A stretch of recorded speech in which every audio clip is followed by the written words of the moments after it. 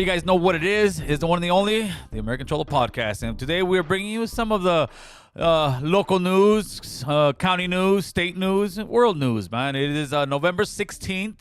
We're getting close to Thanksgiving's already around the corner, man. November 16th, 2023.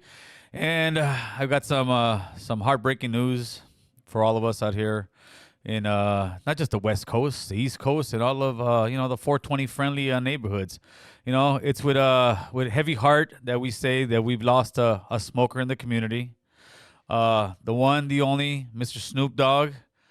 He has stated on his Instagram that he will no longer be picking up the ganja. He will no longer be passing the what was that song? Passing the something on the left hand side, Chris. You don't know that one, man? Pass the token on the left. Huh?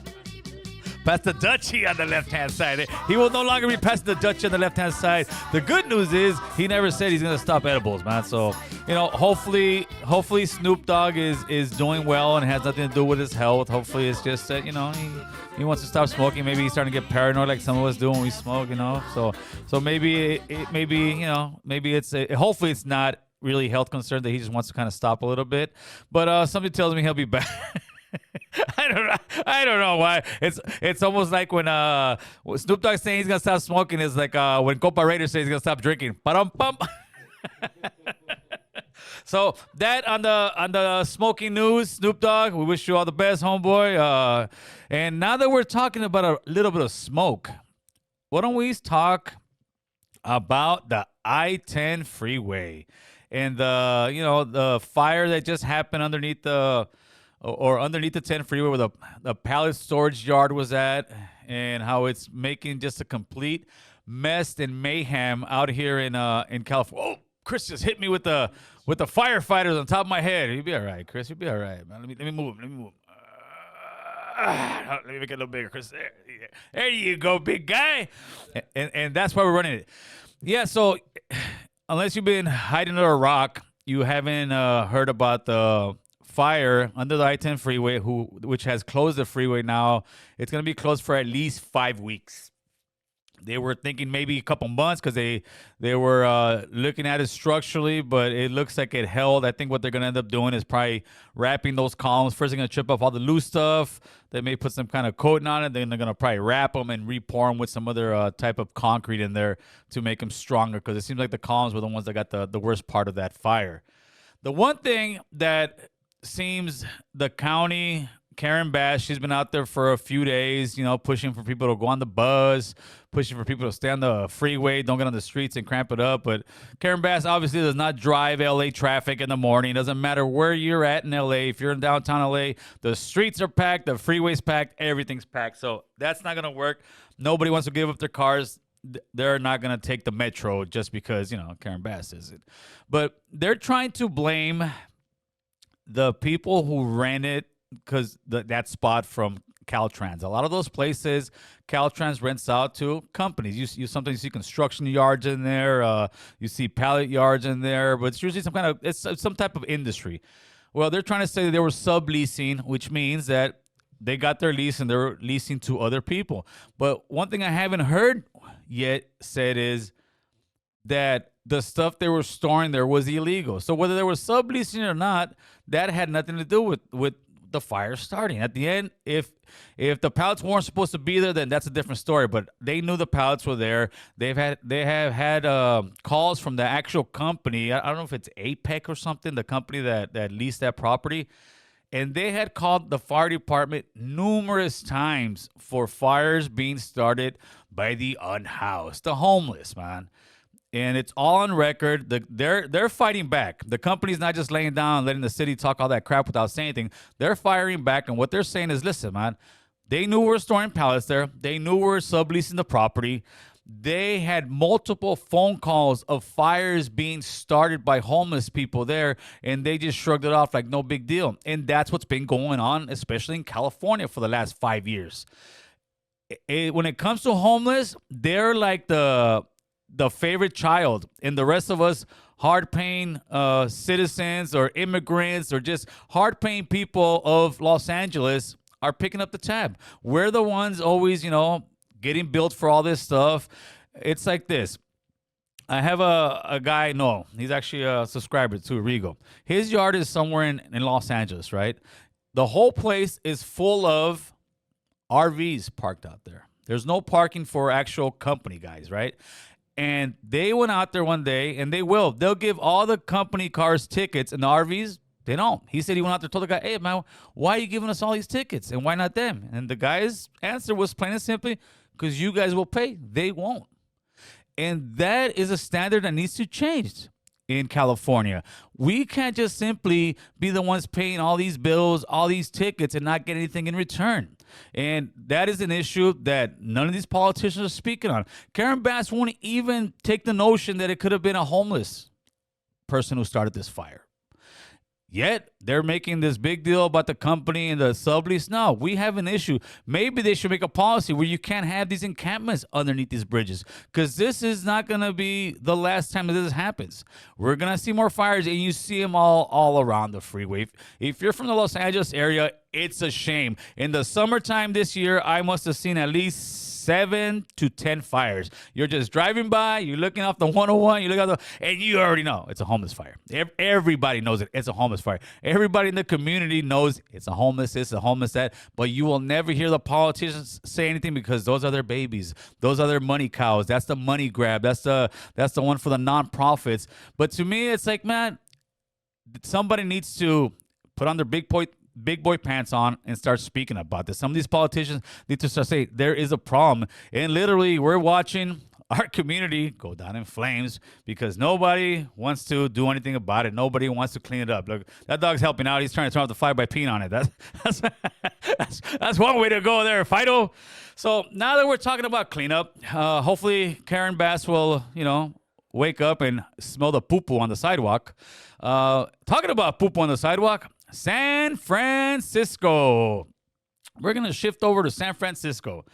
San Francisco is by far one of the grimiest, one of the dirtiest, one of the, just rotten cities out there when it comes to the community, when it comes to drugs out there, when it comes to feces out there, when it comes to just all anarchy. Because why? Because Frisco used to be the loving, peaceful place where, the hippies began, and we're going to solve everything by just saying, yeah, man, it's all love, brother. It's all love.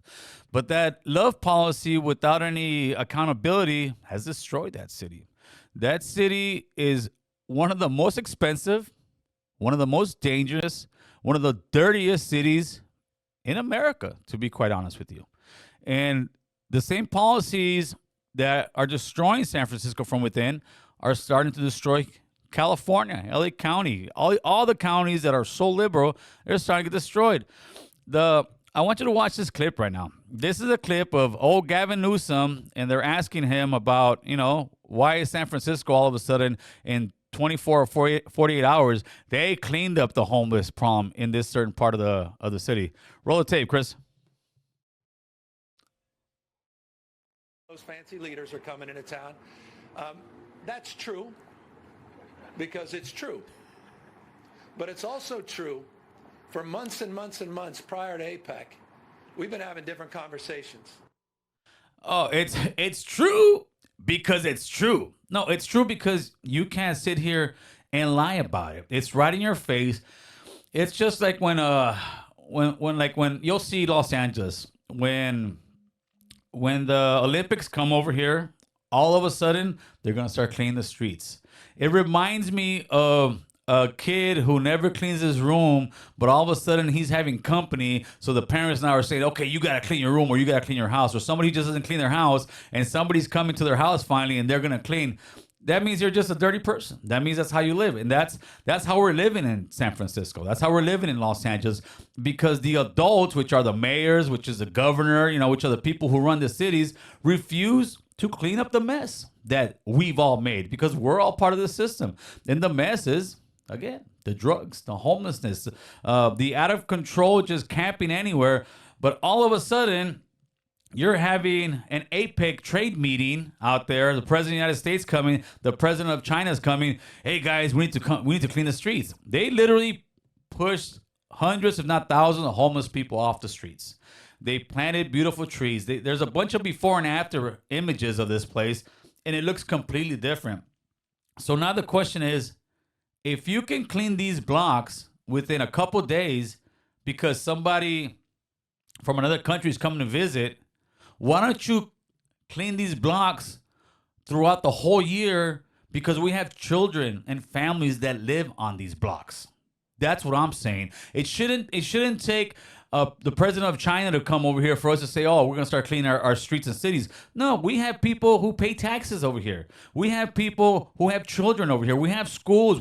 But the politicians will just sit there and, Gavin Newsom's got beautiful hair. He's a good looking guy. He just say, it is what it is, people. But I guarantee you their blocks are clean. I guarantee you their schools are clean.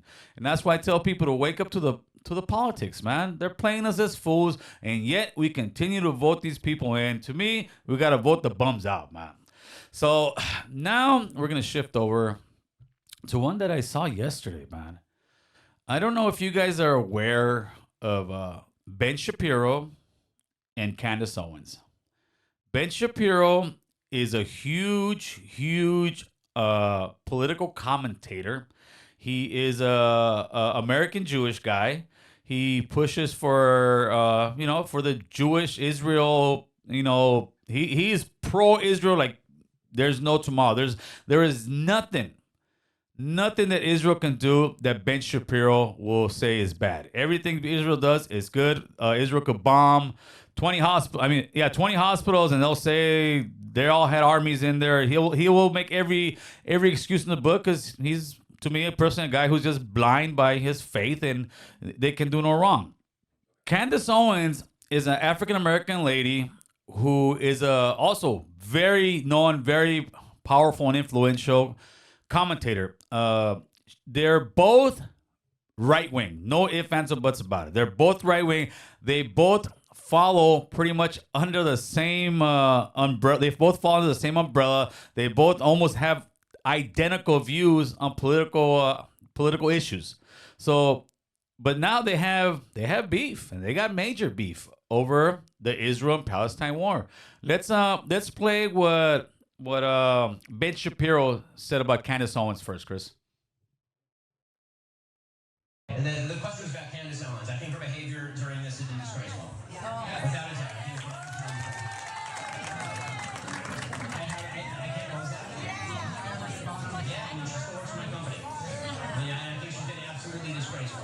I think that her faux sophistication on these particular issues has been ridiculous. It's not faux sophistication, it's ridiculous. Everybody can see the moves that she's making and the things that she's saying, and I find them disreputable.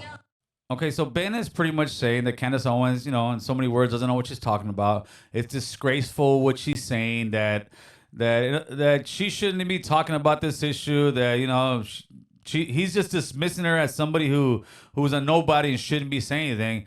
And the ironic part is they both work for the same platform. I believe it's Daily Wire. Ben Shapiro has somewhat of an ownership on it, but he's not her boss. And I believe that he's telling her to quit, that he doesn't want her to work there. And let's hear Candace's reply on the stuff that Shapiro was saying about her. Run the clip, Chris. People are feeling like they can't even speak about this subject, or they can't talk to a person like the way that you and I are speaking without being called a Jew hater. And so it's kind of creating this weird situation where actually it's furthering the problem to keep calling people Jew haters. It's furthering the problem to call people anti-Semitic. It would be more helpful to actually try to see where you connect and see how you're feeling, because it humanizes things. It's like, listen, I'm not Jewish, so I don't feel as radically or as motivated as you do about this situation that's happening. I am being selfish and American and saying I don't want a single dollar to go overseas because we've been in a bunch of useless wars, and that might be upsetting to hear. But there's no anti-Semitism in my heart when I say it. It's just me being consistent in how I've always felt. So Candace Owens is just being Candace Owens. Candace Owens is for not giving any money to Ukraine. Candace Owens is not for having any wars around the world and us getting involved with all these wars that are going on that really have not much to do with us, other than we just want to be the people in the world that run the world.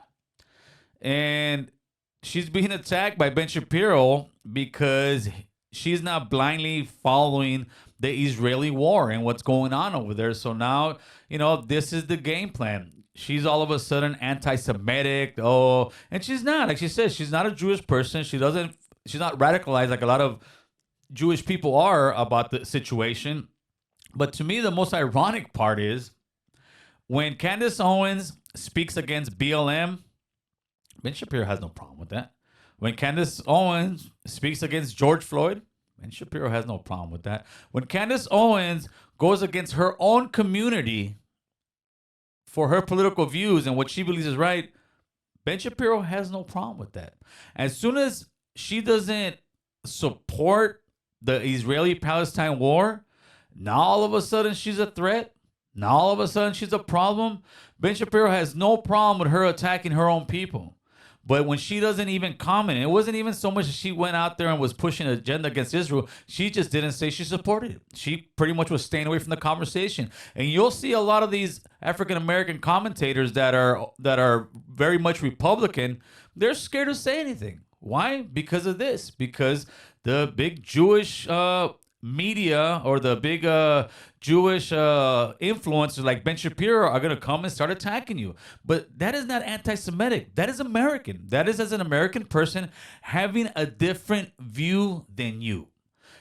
When people were against the Iraq war, does that mean that they were against America? No, they were just against the Iraq war. When people are against us being in Afghanistan for 20 years, does that mean they're anti-American? No, they're just against that war. Being an American means you can agree to disagree with somebody. Sitting here and calling somebody anti-Semitic because they don't view the war the way you do, that's just silly. That's just silly, and that is just looking for a reason to label somebody. A few years back, the big label word was racist. Anybody that went against any BLM movement or any kind of movement like that, or even LGBTQ, you're going to be labeled a racist or a homophobe. 99% of the people being labeled that wasn't even that. It was just they don't have an argument. So when they don't have an argument, what do? They'll start throwing out slurs. So now the new slur is anti-Semitic. Anytime you even question, why are we still bombing them so much? What's going on over there? Hey, you're anti-Semitic. It's not we're anti-Semitic. It's we're American. I would love to see a debate between Candace Owens and Ben Shapiro. That's going to be one for the record books, and I think that's something that they owe the people. And hopefully that happens. Hopefully she doesn't get fired, and I know she won't quit because Candace Owens is a gangster, man. Ben Shapiro just needs to get out of his feelings and stop calling everybody anti-Semitic because they don't agree with him. With that being said, people, whether you agree with me or disagree with me, this is what the platform is about. Leave a comment below. Let us know what you think. With that, we're out. You guys have a great day.